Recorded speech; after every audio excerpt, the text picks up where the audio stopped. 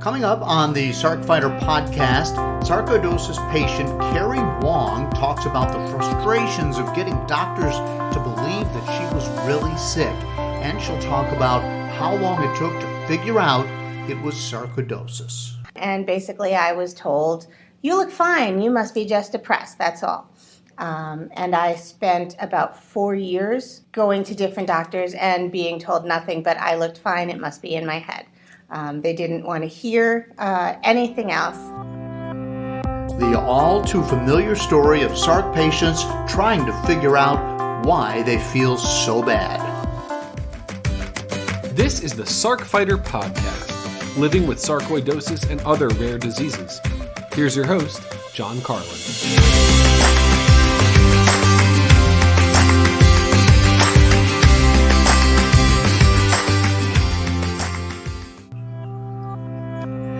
Hello and welcome to the Sarc Fighter podcast. I'm your host, John Carlin. I call myself the Sarc Fighter because I am a sarc patient as well, but if you're listening to this, then you are also a sarc fighter because we're all in this together. This is episode 10, and today we'll be talking with Kerry Wong about her battle with sarcoidosis. It took years and years for her to figure out what was going on. And honestly, she's going to talk about how hard it was to get doctors to believe that it was not all in her head. And it wasn't until some of the actual physical symptoms that they could look at and see started to show up that she was able to move in the right direction of diagnosis. And she's got an amazing story to tell, and we'll be hearing that coming up here in just a little bit. First of all, I've got to say, I can't believe we're already on episode 10. Seems like we just started with the Sarc Fighter podcast. I started it because I feel like this is a place where everybody with sarcoidosis or people trying to cure sarcoidosis, raise money to fight the disease, somebody with a tie to the disease, it's a place that we can all kind of gather and listen and understand what's going on in the broader sarcoidosis community and do it via a podcast. There's a lot of great forums out there and other places, but I wanted this to be the podcast where all of this would happen, and I've been so pleased to be able to work with the Foundation for Sarcoidosis Research. They've been a great resource, and I hope that this podcast is a great resource for them. Certainly based upon the feedback I've received so far, it has been. I have sarcoidosis, as I mentioned. It's on my spinal cord. I'm a local television news anchor in Roanoke, Virginia. And last year, when I was on super heavy doses of prednisone and receiving some chemo treatments, I was still on the air, and I just looked and felt awful. And at some point had to I talked to the news director and my co-anchor, Lindsay Ward, who's also a reporter, and we said, look, we just need to explain to the public what's going on because I didn't look like myself anymore, and I've been on the air here for over 30 years, and everybody was kind of scratching their head saying, what's going on with Carlin? So we told the story, and then after I did that, I just started receiving all of these emails from all over the country and people contacting me in just about every way you can contact somebody online. And they were saying, thank you for sharing your story because I feel like nobody knows about this. Nobody knows about what I'm dealing with. And that kind of set me in the direction of, well, I'm glad that people were anxious to hear my story and thanking me for telling it. And, I'm sure there are a lot of other stories out there that we can tell. And so today we'll be hearing from Kerry Wong, and one of the big parts of this podcast will be, in addition to talking to researchers and so forth, it will be listening to other people's stories so that we can get those stories out there and that there's a public record of it. And the medical community, maybe it won't take them so long to think, oh, maybe this patient is suffering from sarcoidosis. Maybe it'll become one of the first things they think about instead of one of the last things. I don't know, but it's worth a try. So that's why we're here. That's why we're talking about it, and that's why Kerry and others who have already talked to me, and those of you listening now who may have a story to tell will want to share your story in the future. That's why we're doing it. But one of the things that just amazes me, I have to pinch myself kind of, is that I've been able to already interview Dr. Robert Baughman. He's one of the top sarcoidosis names in the world. And he did some research on whether or not sarc patients are more prone or in greater danger from COVID-19. And the place that he first presented his data was right here on the Sarc Fighter podcast.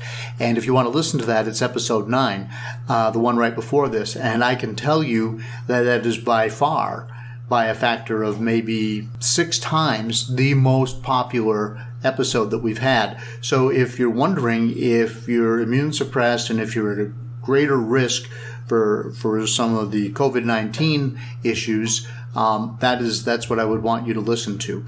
And Dr. Baughman came on and we did a Zoom interview and recorded it and I put it out there. And so, here we are in a very fledgling stage of this podcast, and already names like Dr. Baughman have been a part of it, and that is just it's extremely gratifying to me to think that this is something that's getting a little bit of traction. And also FSR, the foundation, asked me to host a symposium on SAF, which was recorded in Spain. I won't get into a whole bunch about SAF right now, but they recorded it. They had a major sponsor in Bayer, and they wanted to put it out in podcast form, and they said, well, we've got the Sarc Fighter podcast, let's put it out there, and that's getting a lot of people listening. Now, I will tell you that was listed as a bonus episode because I didn't know it was coming. I did do the editing on it and put it together, but it's extremely clinical. So if you're listening today and you want to hear Kerry's story, or if you want to hear me talking about some of the different things that I've come up with, I'm out here as a layperson talking about it. Kerry's talking about her own personal situation, and she's going to use a couple of medical terms that refer to her. But this bonus episode is very much, in my opinion, focused on doctors, talking to other doctors and looking at some of the extremely technical diagnostic mechanisms that they have for diagnosing and tracking sarcoidosis. By all means, listen to it if you want to. If you find that it's over your head, don't be surprised. I had trouble with good portions of it, and I listened to it 3 or 4 times through the editing process. Like, I kind of became familiar with it. But that is not my typical podcast. On the other hand, I'm very hopeful that if FSR and the greater sarcoidosis community want to use this platform to have a podcast home for doctors to talk to other doctors from these seminars and so forth, I'd be very anxious to do that. We'll just label those as bonus podcasts, and we'll understand that that may not be for the everyday podcast listener. If you are a sarcoidosis patient and what you're really seeking is easily digestible information, or maybe just the comfort of hearing someone else's story. On the other hand, again, to have this podcast be less than 6 months old and already we're on a radar like that just is extremely gratifying and surprising to me, and I'm just tickled that I've undertaken this project and that FSR has decided to partner with me. And that it's working out. All right, I've gone on too long about that. I apologize. Normally, I'll be releasing a new podcast every other Monday, and may have gotten off track a little bit. We had a very intense month in April, Sarcoidosis Awareness Month, where we did a podcast every week. And then I had these bonus podcasts, and then the whole COVID-19 thing came in there.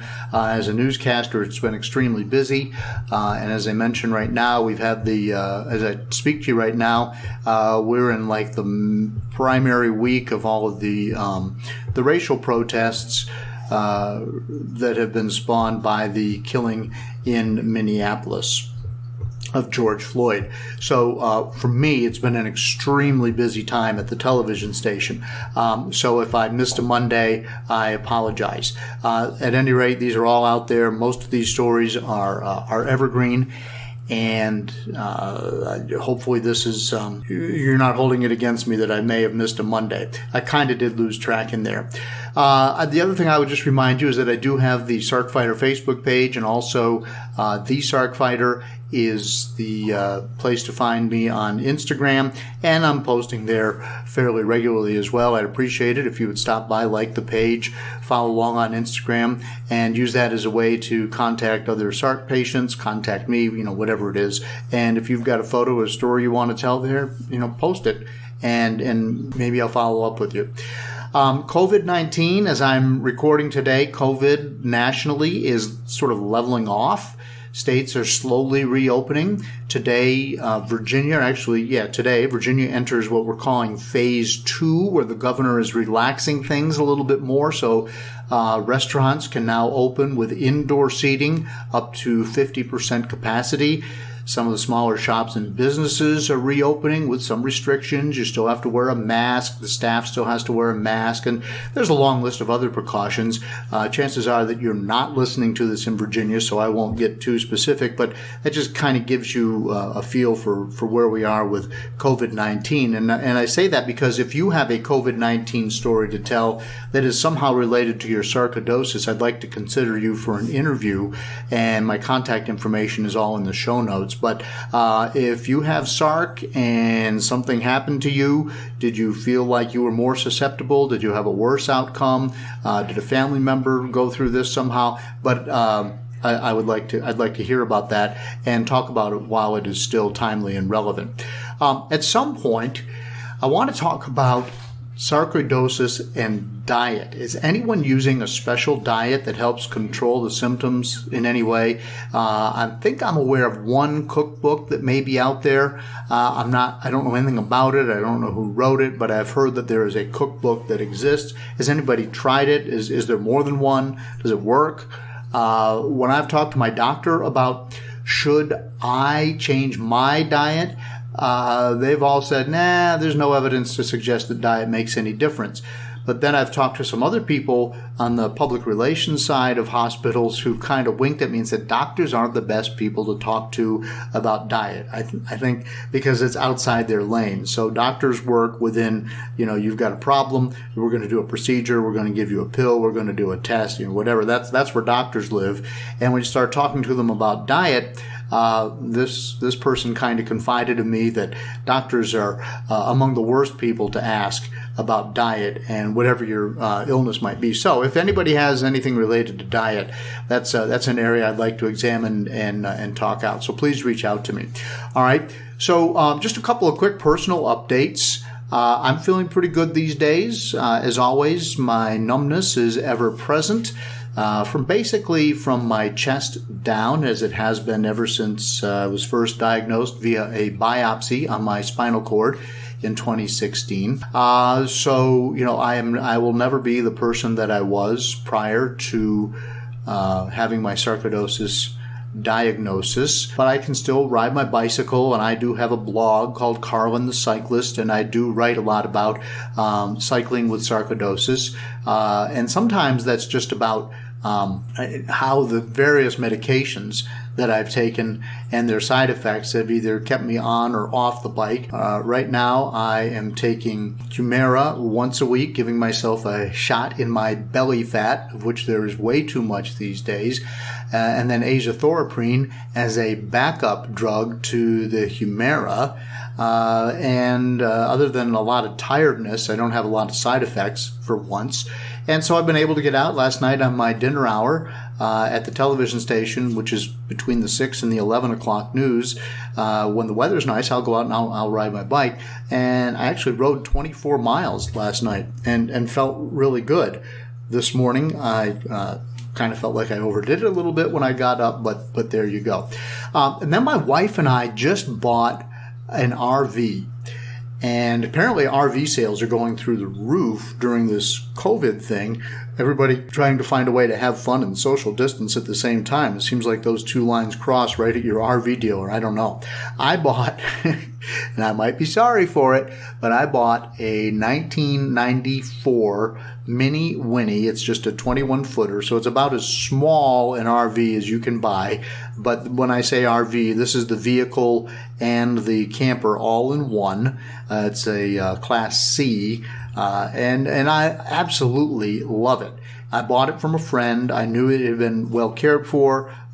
She had told me all the things that she and her husband had been doing to it over the past 3 or 4 years that they owned it. But they bought a cabin and decided they wanted to unload it. So, yeah, Mary and I bought this RV at a very reasonable price.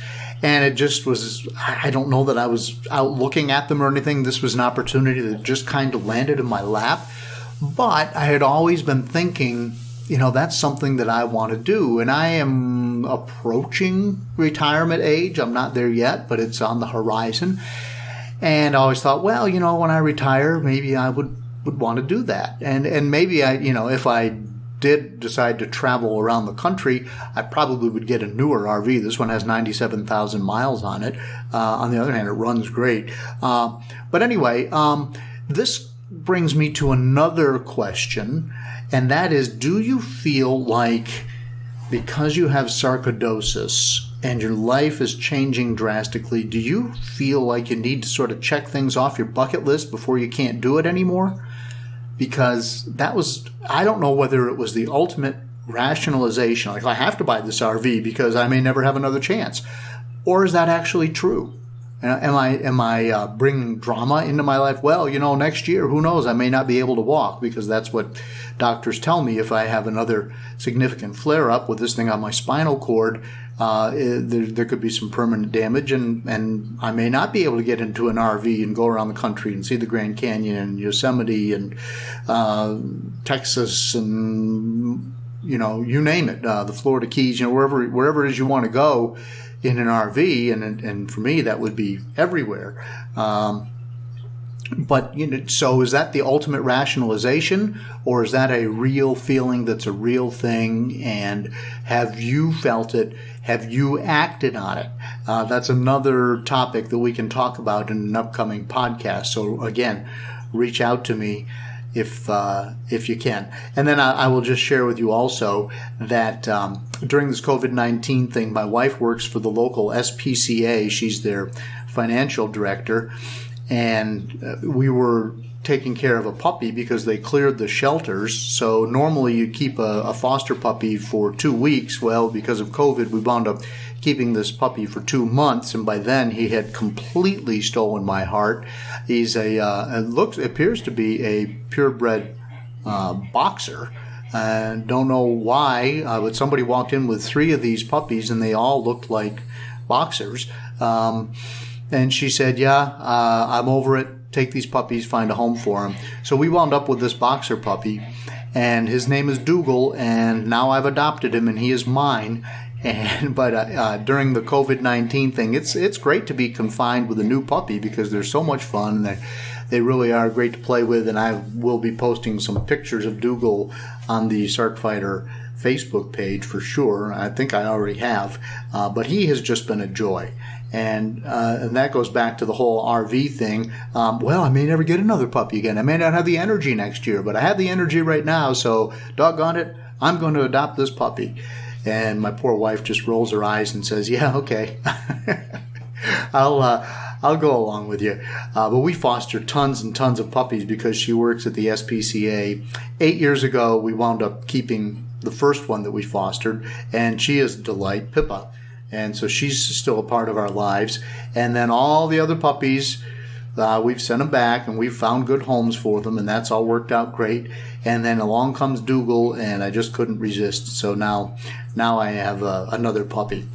And I just wonder if any of you have had any similar experiences. If you want to talk about it, you want to tell me about it, whatever. Maybe you just enjoy hearing about it. I don't know. All right. Today I want to share with you an interview that I did with Kerry Wong. She suffers sarcoidosis way more than I do in multiple parts of her body, and her path to diagnosis, unfortunately, I think, is going to sound familiar to a lot of you. So frustrating, and Kerry's interview is coming up.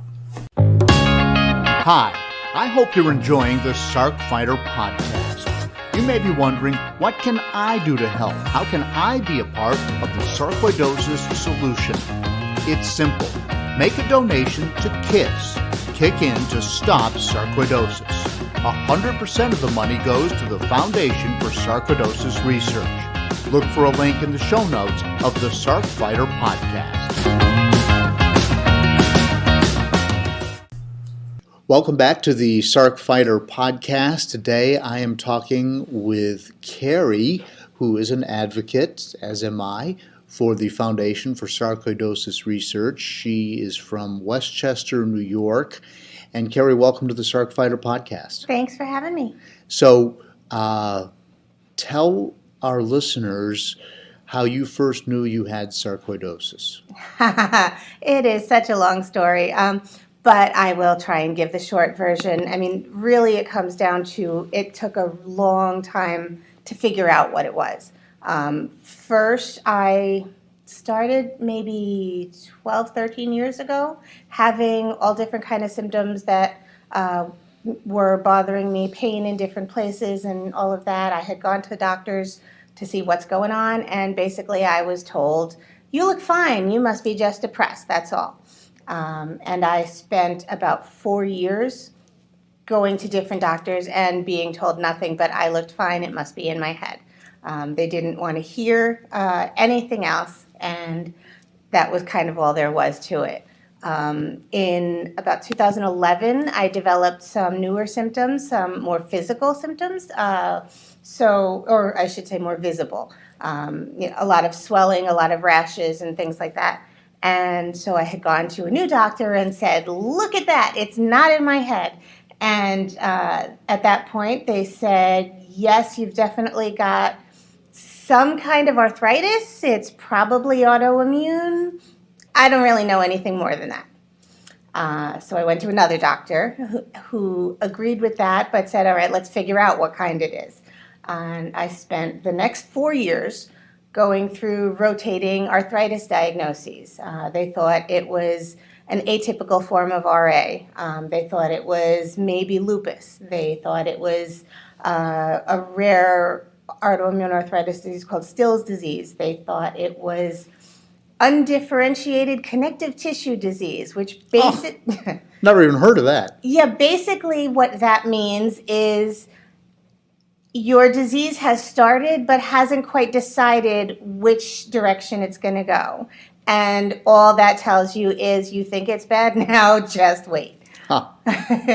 So 4 years of those rotating diagnoses with all different treatments that didn't work, injections, infusions, all kinds of things like that, and everything continuing to get worse until finally in 2015, I think there was something in my blood work that made my doctor question something.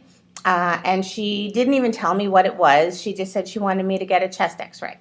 And I went for a chest x-ray, and they saw the bilateral hilar adenopathy showed up, which meant I had something going on in there.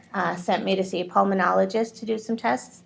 And he said he thought he knew what it was, but still couldn't confirm, and I needed to do a biopsy. And this is where I was really fortunate that I had a whole bunch of rashes, because normally, or I should say there's no such thing as normal, but typically when people need that biopsy, they have to get it in their chest, from their lungs. From their lungs. But since I had stuff going on my skin, I was able to have my dermatologist do a couple of skin biopsies. And that's where it finally confirmed that I had sarcoidosis. Wow. So where do you have sarcoidosis now today, sitting here in 2020? So I have it in my lungs. I have it on my skin. I have systemic arthritis sarcoidosis that causes inflammation throughout my body, which causes arthritis in pretty much all of my joints, fevers, chills, sweats. When a typical person kind of feels like they've got the flu, I get that all the time, just for fun. And most recently, it has gone on to affect my nerves, so that I have something called small fiber neuropathy, which is referred to, some call it like a type of neurosarcoidosis because it is affecting the nervous system. Some refer to it as a complication of, or just another manifestation of sarc. So is that numbness, or how does that, what do you feel or not feel? So that kind of does a lot of things. For the most part, it's my feet and kind of leading up to around my knees, and then my hands. A lot of times I will get, I get the numbness like the pins and needles. I sometimes get where it's really numb to the point I kind of can't feel my hands. Like I could be holding something and not feel that I'm holding it in my hand. It actually got really scary once because I was at the Walk to Cure Arthritis in the city, and I have a mobility scooter for longer days out. I walk with a cane for shorter distances, but for anything longer, I have my scooter. And at one point, it was kind of cold, so it always gets worse when it's cold. But I was riding on my scooter, and if anybody's not familiar with those, it's not like a gas pedal. It's you're using your hands. There's a button on the handles for you to go, and it controls your speed and all of that. And I was moving on that, and I couldn't feel my hand holding the buttons to make it go or to affect the speed or anything like that. And I had to kind of focus on muscle memory to try and like see how much, if I feel my whole arm moving, then I know that my hand is going a little bit or not. So you can't feel it. Right. At its worst, I can't feel it at all. I get pain. I kind of get pain everywhere from all the different types of sarc, or all the different areas that it affects. But I think I can almost deal with pain more easily. That not feeling it, when I can't feel that my foot is on the floor and so I feel like I'm going to fall, or when I couldn't feel that I was, holding on to the handle on the scooter, that is a lot scarier to me than just the pain. Yeah, so I have numbness. That's because I've got it on my spinal cord. So I kind of understand that. Like I don't know when my foot is tangled in the chair and I stand up and sometimes I fall down, sometimes I don't. Hopefully nobody sees me because it's embarrassing. And so I know that you're dealing with that. So you've got it in your lungs. You feel like you have the flu many days. I know that you were supposed to join us here early this morning and you weren't told people you weren't feeling well. Right. Was that kind of a typical thing that happens for you? It does happen, unfortunately. Far more often than I would like it to. So I was glad at least I was able to get someone to swap times with me so I didn't leave you hanging. But a lot of times, getting up in the morning, just takes a lot longer. And depending on, a better day or a worse day, it could be that because of, say, the pain in my back, I'm not able to physically get up like that. Getting up off of the bed can hurt, to the point where my back sort of seizes up and I can't really move. Sometimes it's just the process of getting ready just takes so much longer than it would a typical person. The fatigue that comes with it all. Usually if I take a shower, I have to sit down and rest for a while afterwards because just the process of taking a shower. And that's daily. Well, to be completely honest, that doesn't happen necessarily every day. But by which you mean you don't take a shower every day? I don't. Because it takes too much energy. Exactly. So, but I mean, just little things like that. That's anecdotal, but what other people take for granted, sarcoidosis for you means you just can't do those things. You have a caregiver. I do. Your husband. My husband is amazing. I've known him since I was a kid, so we can say I kind of trained him. But we say that a lot. But no, he is absolutely amazing, and I don't know what I would do without him, and I don't know how anybody manages with this disease without somebody who's able to really step up and fill in anywhere and everywhere that's needed. And I mean, that comes physically in terms of just, whether it's carrying things for me if I can't, or, holding my hand and helping me up if I can't stand up on my own, to emotionally, this disease, because it does so much and it takes so much from you and it affects literally every aspect of your life.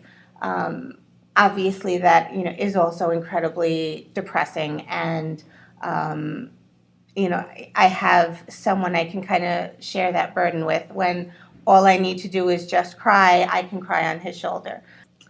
We've been talking a little bit about how you would not be able to live your life without your husband, your caregiver, and that's been a financial strain. Can you talk about that just a little bit? Sure.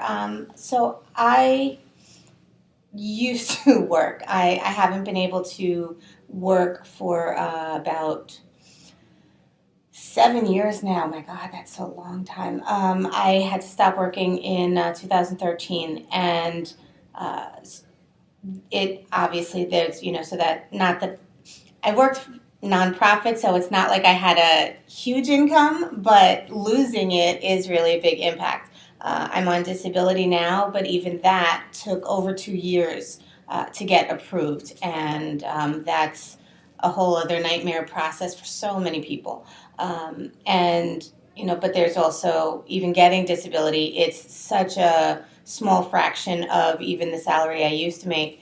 And so, my husband has been incredible just to do everything to step up to make up for what I've lost. And so, in terms of financially, he works as much overtime as he possibly can to try and, it's partly to make up for my income, but also, I think even more importantly, it's to make sure that we're still able to have the aspects of our life that are that have always been important to us. And that's, especially now when so much of my life and my existence is my symptoms and my dealing with my symptoms and my doctor's appointments.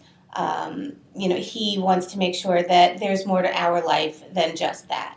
And so, but he's taking care of you too. He is. And so, it's funny because I, get to a point where I'll feel guilty that, he's got to work so hard, or I'll feel guilty about spending money on something that's for me. And so what kind of helps to make it okay for me is thinking about what it also does for him. And, so one of the things that's most important to us and kind of always has been is our vacations. Even when I used to work, I worked, 60, 70 hours a week. We had schedules that were kind of night and day. There was a point when we didn't have a day off together for months at a time. And so it was, when we would take a vacation together, that was when we really had quality time. And so now I've got lots of days off, but he's always working. And so again, it's those trips that really mean the most. You need that time together. We do. And so you talk about it like a vacation, but that's really just your together time. Yeah. It's, we like to travel. And so since I've gotten sick, the kinds of vacations that we take have had to change some, or the kinds of things that we're able to do have had to change. I can't do the big, trek through the rainforest anymore. I can't do, the climb up, to see all different kinds of waterfalls or even, I remember years ago we had gone on this zip line tour, and it was so much fun, and I can't do that now because I can't climb so many steps to get up to where they lead off from. So we find different kinds of things, and he loves looking into and researching different places we can go, and now he's always looking for the accessibility. We were in Italy a year and a half ago, and, so we were looking at, amazingly, the Colosseum in Rome is accessible. They've got an elevator in there. But there are other places, you would not think, the places that you think automatically would be accessible, like some of the buildings in Capitol Hill where I go to do advocacy. There are places in there where I have a harder time getting around than even in, historic sites like that. So we make sure that we still have quality time together, and that, we find ways, our trips now have to include, they have to be long enough to include some downtime in between the days that we're going out and sightseeing, because even if I'm not walking, I'm on my scooter as we're going, further around, it's still a big day, it's an excursion, it takes a lot out of me. And, so we can't do an up early to late night kind of thing. We've got to have, space everything out and make sure there's time to just kind of relax, unwind, and, not completely overdo it. Sure. We'll be right back with more of the Sarc Fighter podcast. We're listening to Kerry tell her story, and we'll have more in just a minute. The Foundation for Sarcoidosis Research is the nation's leading nonprofit organization dedicated to finding a cure for this disease and to improving care for sarcoidosis patients worldwide. Since its establishment in 2000, FSR has fostered over $5 million in sarcoidosis-specific research efforts and has provided disease education and support for thousands of individuals navigating life with sarcoidosis. Learn more about FSR and how they're supporting those impacted by this disease at www.stopsarcoidosis.org. Welcome back to the Sarc Fighter podcast. Kerry is telling us her story. So Kerry, you were, we talked a little bit about how sarcoidosis impacted you and how it kind of moved through your body in a terrible way. We've talked about how your husband is an amazing caregiver and you're not able to work anymore. And you were just telling me, though, you're part of the advocacy group here for the Foundation for Sarcoidosis Research, and we're recording this in February of 2020 in Washington, D.C., where all the advocates are here together. I'm just learning about this whole advocacy role. Very interested in working on it. But you've got some events coming up that you'd like to tell people about. I do, yes. I'm very, very excited. I think one of the biggest issues for people who have sarcoidosis is that feeling of being alone. Because it's such a rare disease, nobody talks about it. And because nobody talks about it, nobody knows that there's anybody else around. And so I've really wanted to do everything I can to help people realize that, no one is in this alone. Just, if you could, share for a moment how you have coped with sarcoidosis essentially creeping in and stealing your life. That's such a great way to put it, really, because that is what it does. And I would say there's two things, really, that have really helped me to deal with that loss, that change, that just utter devastation, really. One of them is connecting with other people, being able to, whether that's my husband and my mom, who are just, the two most incredible, wonderful people in my life, and knowing that I have them, but also connecting with other people with sarcoidosis, and knowing that, we're in this together really makes such an incredible difference. And then the other thing for me is getting as active as I have, And I don't mean physically active, because as much as I wish I could, that's just not really a reality right now. But I've become as active as I could with the Foundation for Sarcoidosis Research, with organizing and planning and advocating, and working to support, to fundraise, to do all different things, so that my energy is focused on being able to help other people through it. So I know how bad it's been for me, and if I can make the journey, the process, the life a little bit better, a little bit easier for somebody else who's going through it, that just really makes the whole thing worthwhile for me. So that's where you find your strength. Yeah, absolutely. All right. Kerry, thank you so much. Thank you so much. This has been great. Thanks again to Kerry for sharing her sarcoidosis story. That's what this podcast is all about, sharing stories so we know we're not the only ones suffering all alone with no one who understands. There's a lot of people out there, and the more we talk about it, the more we share these stories, the more people are going to hear about it, and the more people will become familiar with sarcoidosis. I have to say, it feels like the sarcoidosis voice is being drowned out by the immediate concerns with COVID-19, and that's probably for the best, because that is an immediate and urgent concern. But my sense is that sarcoidosis will be here long after COVID-19 stops grabbing all the headlines and everybody gets back to living some semblance of a normal life, and we'll still have a medical community with sarcoidosis patients, and we'll still have researchers who are looking for a way to find a cure, and we'll still have fundraisers and public relations people who are trying to keep sarcoidosis in front of the general public and in front of the pharmaceutical companies, so we can all keep moving forward. So let's stop and give our thoughts and prayers to everybody who's suffering because of the COVID-19 crisis. But remember that sarcoidosis, unfortunately, until someone finds a cure, is here to stay, and we've still got a lot to talk about. Thanks for listening. Till next time, keep fighting.